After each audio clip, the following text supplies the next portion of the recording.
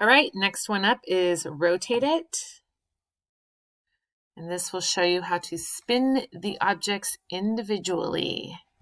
So, I think this one is easier. You're going to click on the actual object, and then you have this little arrow that will allow you to twist. So you got to click with one finger, and of course mine's giving me a hard time. Click with one finger and get it to change the rotation. Sometimes when you click on it, the angle that it's at is difficult. So if that's the case, you can come up and click this top button here. And then when you click on the object, you can see it just a little bit easier.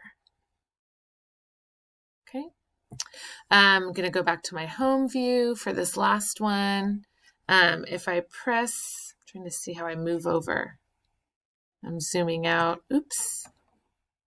Zoom back in. I don't know how to close this thing up. Oh, there we go. Okay. So for this one, same thing. I'm going to come over and, rotate that just so I can see what's going on a little bit better. I'm going to click on the red box of the one that I want to move. And then I'm going to grab that arrow wherever I can find it and rotate it. And that's it for this one.